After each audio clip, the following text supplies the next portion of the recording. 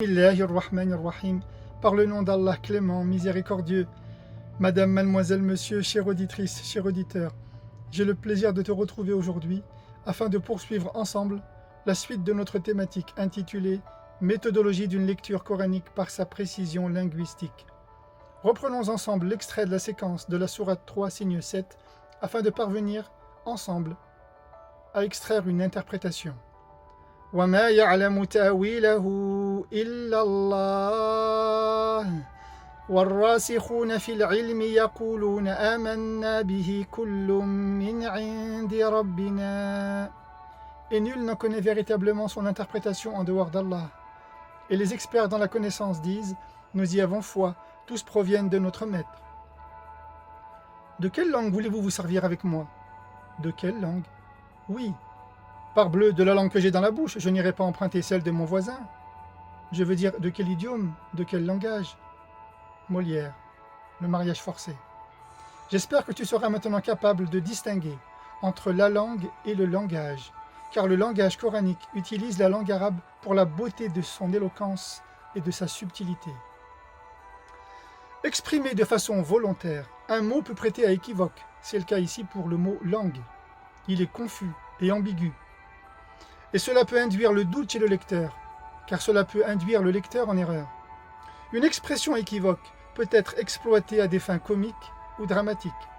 Toujours est-il qu'avant de t'apporter les différents types d'interprétation des Saintes Écritures que nous proposent les érudits des textes, je souhaiterais d'abord reprendre avec toi l'intégralité ou presque de la séquence de cette sourate 3, signe 7, afin de développer ensemble quelques points suivants. Premièrement, retiens que l'interprétation repose sur l'explication et la clarté de la signification, mais aussi sur une perception exacte du sens vers lequel renvoie l'essai de traduction, ce qui signifie que le traducteur a une responsabilité morale et intellectuelle. Or, il ne peut y avoir d'essai de traduction sans l'étude de la grammaire et de la syntaxe des textes littéraires, tant en arabe qu'en français. Et le style oratoire du Coran repose essentiellement sur les procédés de lecture. Ceci est incontournable si tu désires que ton esprit arrive à la connaissance de la vérité. Et tu ne peux parvenir à la connaissance de la vérité qu'à la condition de la démontrer.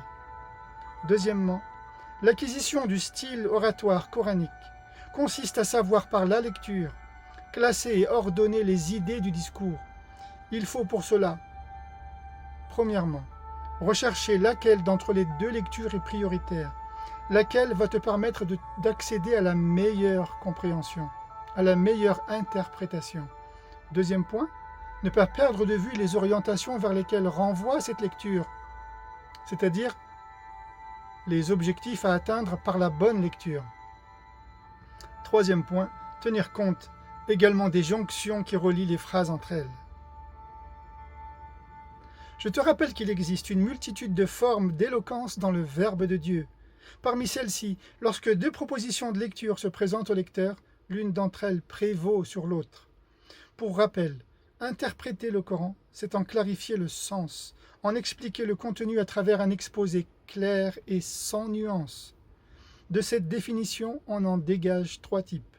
En dehors de l'interprétation spécifique propre à Ibn Abbas, radiyallahu anhu, qui reçut jadis du messager de Dieu, sallallahu alayhi wa sallam, cette bénédiction particulière, Allahumma faqihhu fid din wa allimhu ta'wil, Seigneur Dieu, verse-le dans la compréhension ésotérique de la religion et enseigne-lui son interprétation. La deuxième définition est établie par les jurisconsultes et les théologiens. Le premier type est appelé l'interprétation fidèle, dite exacte, voire authentique, al-tafsir al-sahih. Prenons pour exemple la sourate 59, signe 7.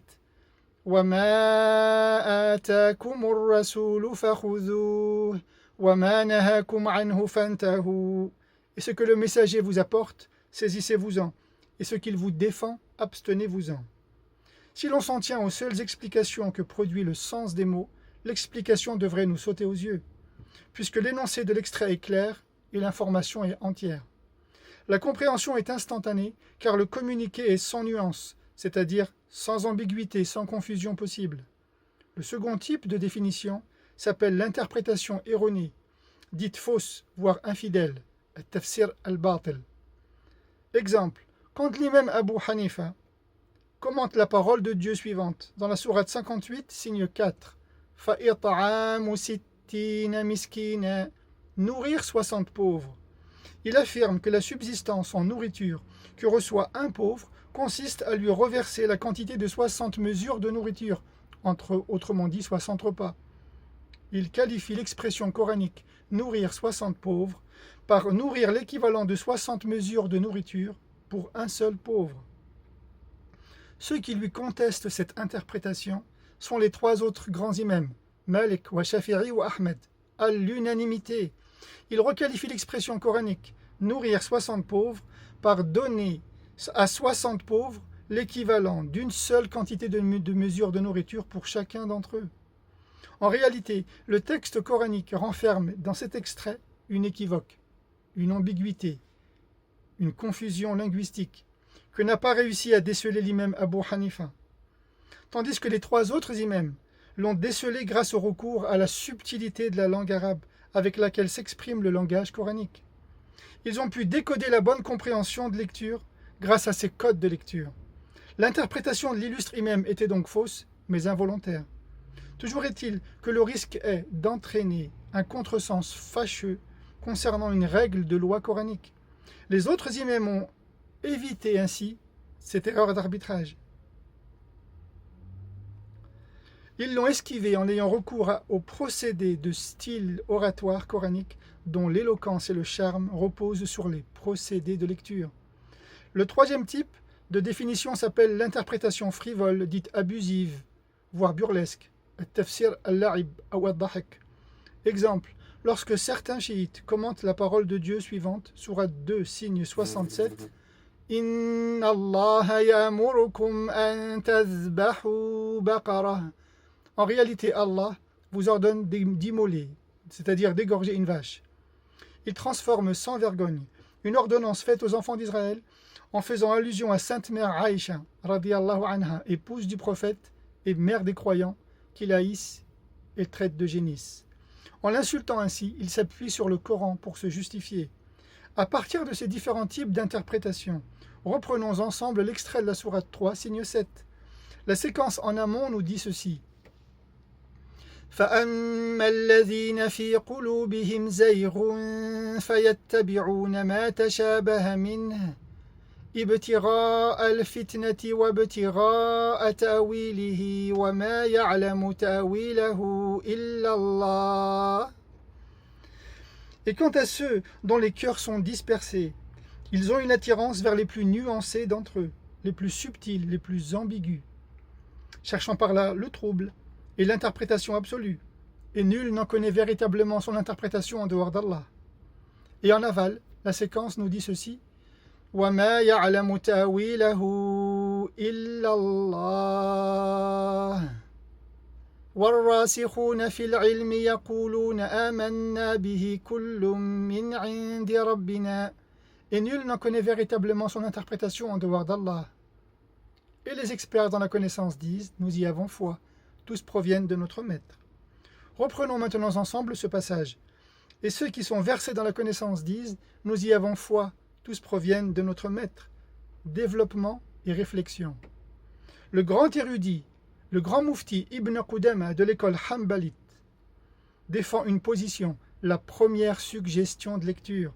Il privilégie l'arrêt obligatoire sur la prononciation du nom de Sa Majesté Allah entre les deux communiqués, et nul n'en connaît son interprétation en dehors d'Allah.